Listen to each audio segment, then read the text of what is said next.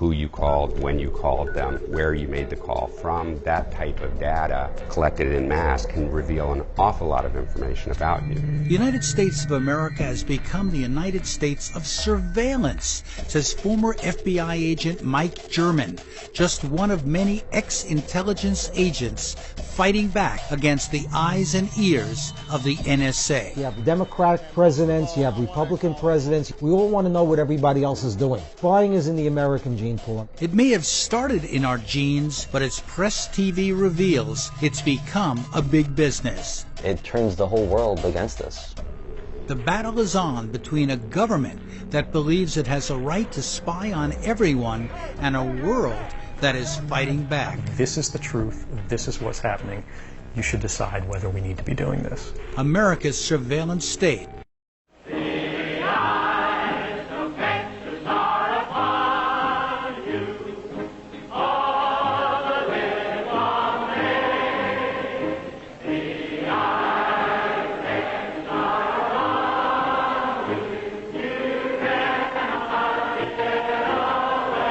The Eyes of Texas used to be a popular folk tune, but today the song could be about other eyes, the eyes of a spy machine. We live in the United States of surveillance, with cameras like these increasingly positioned on street corners and with much more invisible spying online and on the phone. Anyone who's paying attention knows that privacy could be out the window. That's what former newspaper editor Bill Kovach says. I think the idea of privacy is gone. I think you have to adjust to the fact that somebody somewhere may be watching what you're doing, and it may not be the government. It may be General Motors. It may be General Telephone and Telegraph. It may be the drugstore on the corner. All of this is not happening by accident. Well-funded, powerful agencies and companies are engaged in the business of keeping tabs on what we do, what we say, and what we think. Mass surveillance is the focus of this new 6-part investigative documentary series, examining who is watching whom and why.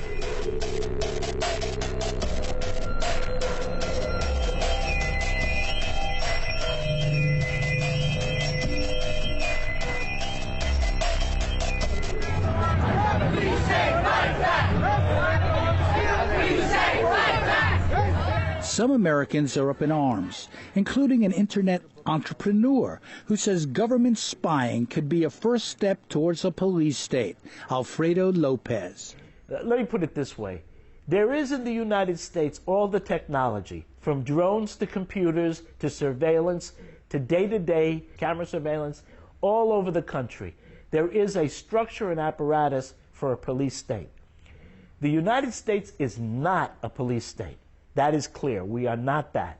There I draw the line. But we can be. And we can be with a flip of a switch. And the real problem is, I'm not sure that the people of this country have not become sufficiently unconscious of their rights and of the Constitution and the purpose of the Constitution to really put a halt to that when it starts. And so, that's the real battle.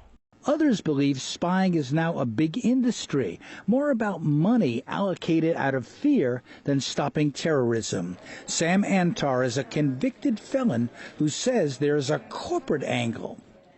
It's a bigger story than the NSA story. It's really corporate surveillance of critics or corporate surveillance of rivals within their own corporations. In other words, executives surveilling rival executives.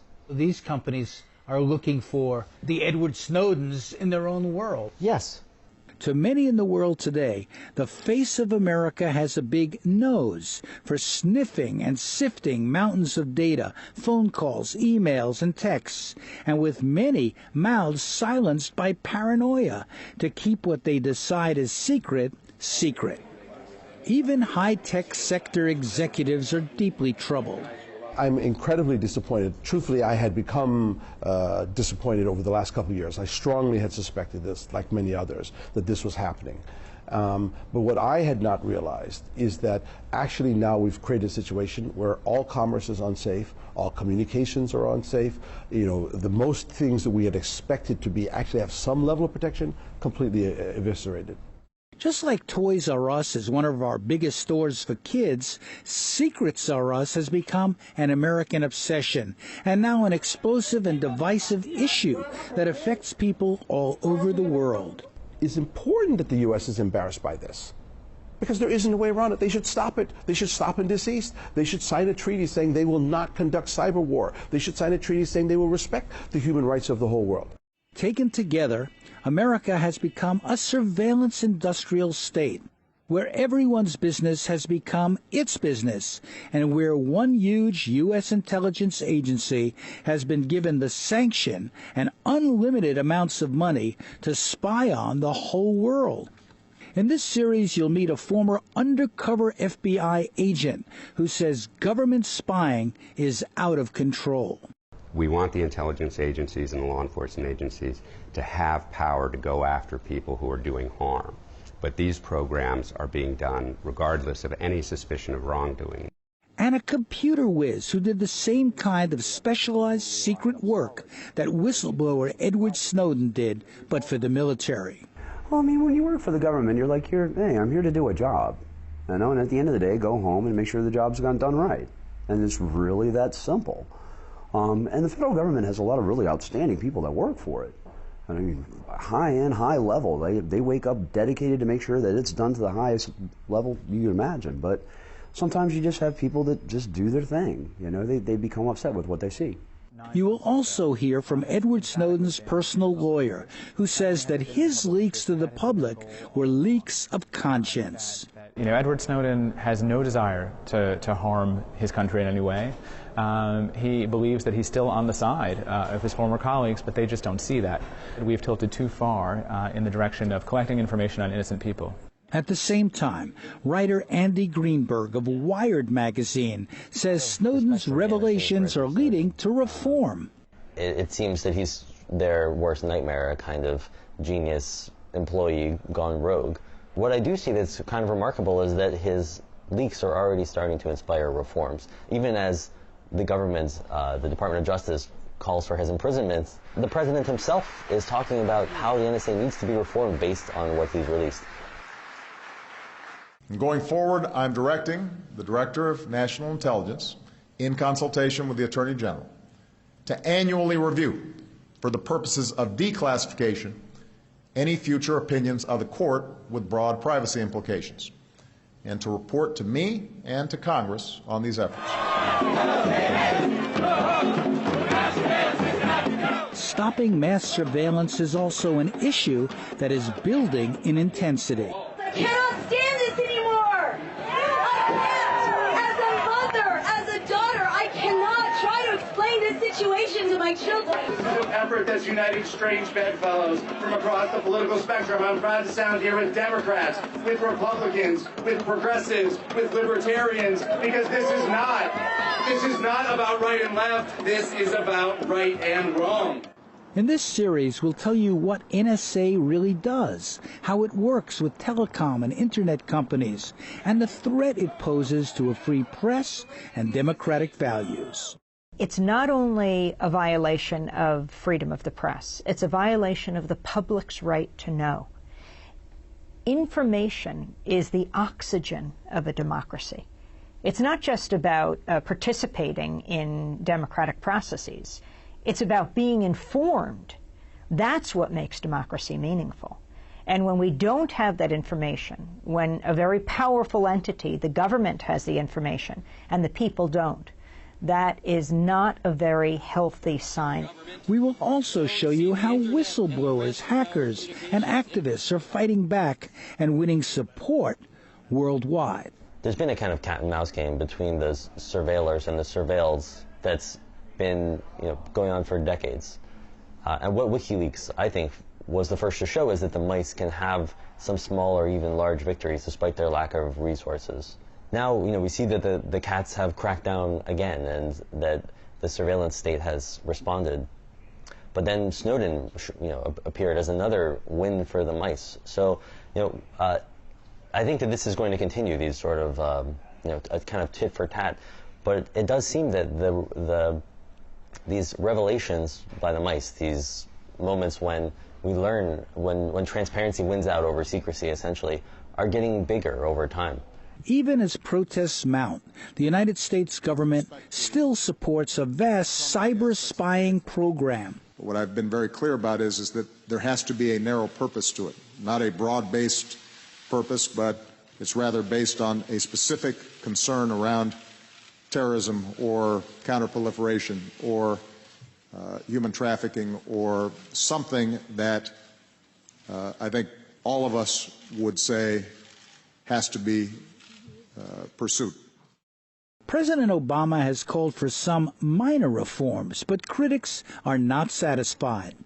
There's some things that I actually like about Barack Obama, but I'm clear about the fact that politically he is my opponent, he's my enemy, and he is clear about the fact that you have to put into place a series of controls that will preserve the social order.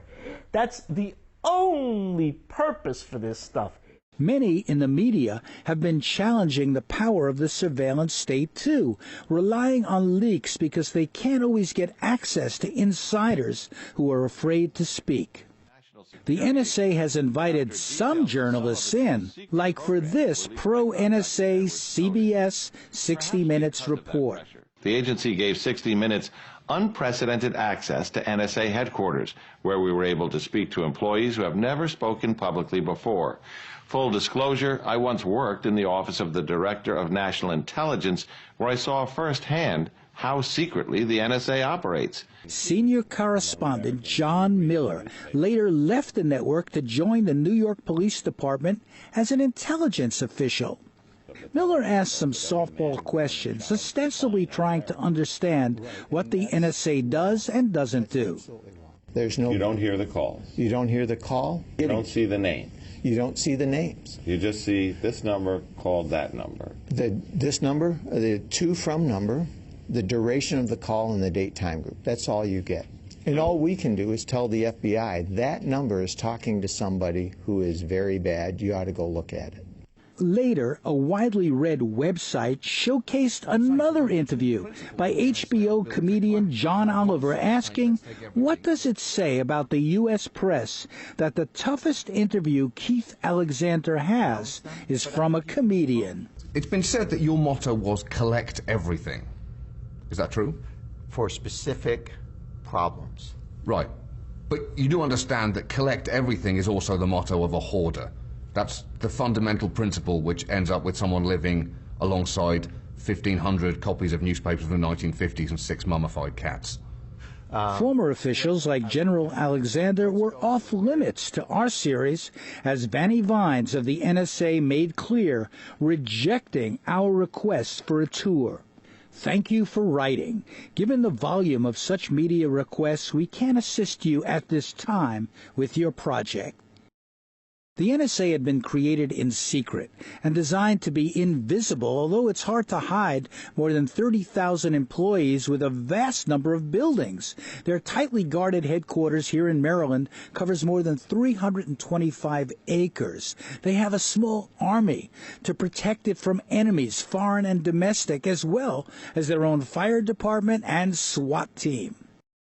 Yet these days, you don't have to get on the inside for a stage tour of the NSA to know what's happening. And that's thanks to the whistleblower they're all paranoid about. One man, former contractor Edward Snowden alone, is suspected of making off with millions of documents that we have only seen a fraction of. He's been called an insider threat. I'm just another guy who sits there day to day in the office, watches what's happening, and goes, this is something that's not our place to decide. The public needs to decide whether these programs and policies are right or wrong. In a recent appearance for TED, an organization that features diverse speakers, Snowden said he would do it all again, despite his notoriety and the charges against him. And I want to make it very clear that I did not do this to be safe. I did this to do what was right. And I'm not going to stop my work in the public interest just to benefit myself. NSA Deputy Director Rick Ledgett later condemned Snowden at another TED Talk.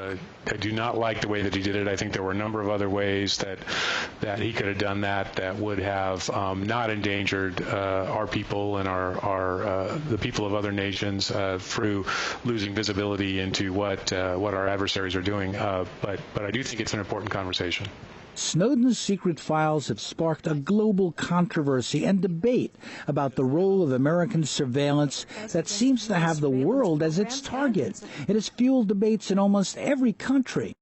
They're damaging here in the United States because people obviously know what the government is doing.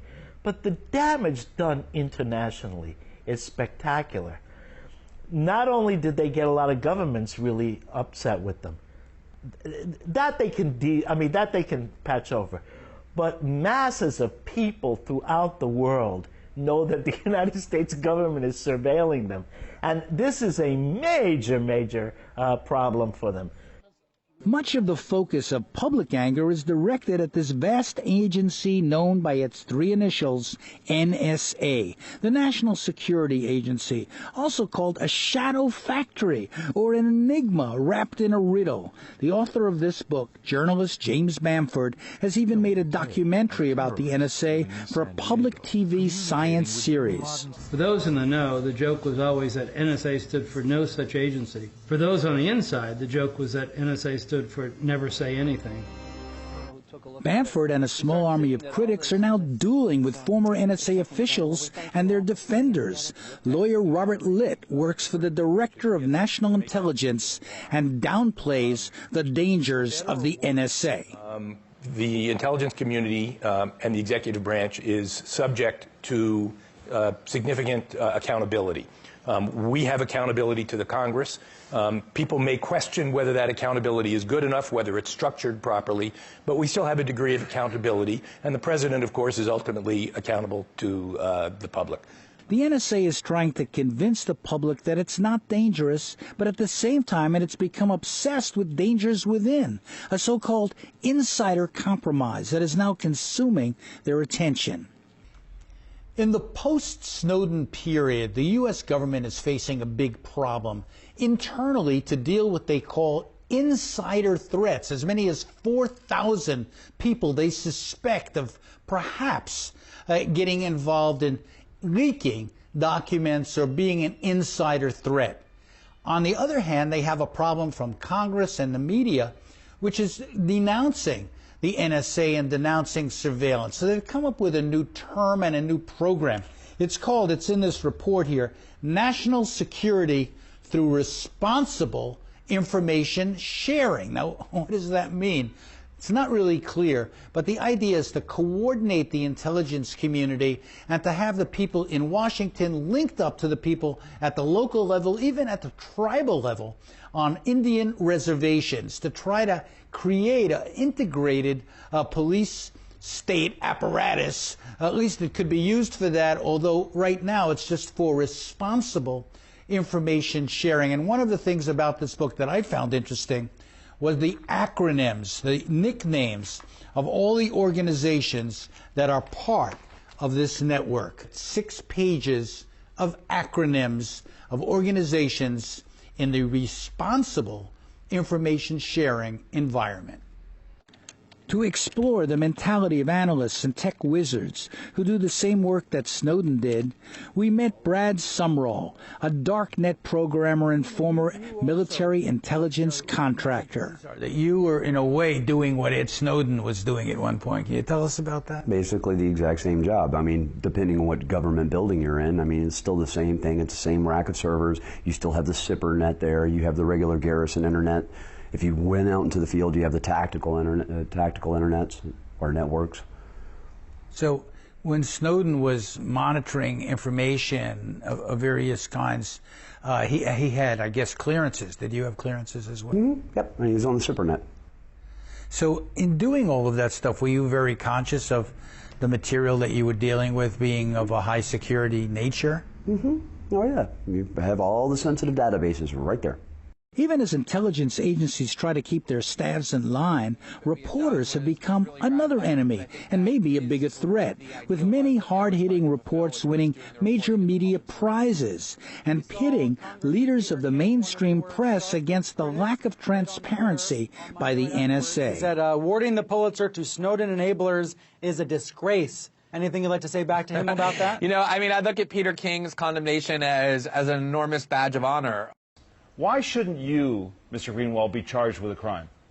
The scandal that arose in Washington before our stories began was about the fact that the Obama administration is trying to criminalize investigative journalism by going through the emails and phone records of AP reporters, accusing a Fox News journalist of the theory that you just embraced, being a co-conspirator with felonies for working with sources. If you want to embrace that theory, it means that every investigative journalist in the United States who works with their sources, who receives classified information, is a criminal. And it's precisely those theories and precisely that climate that has become so menacing in the United States. It's why the New Yorker's Jane Mayer said investigative reporting has come to a standstill. What do you say to those journalists that have been also highly critical of this kind of reporting on the Edward Snowden revelations? People like David Gregory that are asking if Glenn Greenwald should be prosecuted. It's outrageous. I don't know how he can call himself a journalist and talk like that. I mean, look, this is the job. I mean, the job is we're supposed to report the truth. If whistleblowers come forward, we're supposed to take the risk along with those whistleblowers. And society long ago decided that we're supposed to have protections when we do this. This is what journalism is about, shining a light on what the most powerful people in the country are doing to them in the dark. So we're going to continue to do that no matter what David Gregory and his friends say. This series will take you to a high-level media summit held inside the New York Times that debated the role of leaks and the need to defend the press. Well, I think there is a need for pushback. This conference is a step in that direction, and there are reporters and even mainstream news organizations that are pushing back. So there's an important fight going on here. The NSA could not have access to as high a volume of emails and communications without the full cooperation of telecom companies and Internet providers. This relationship has blossomed into a surveillance industrial complex with a flow of personnel back and forth between the NSA and its contractors. As the Internet expanded, corporations, I think, saw the possibility of making huge profits and really jumped into it very, very aggressively.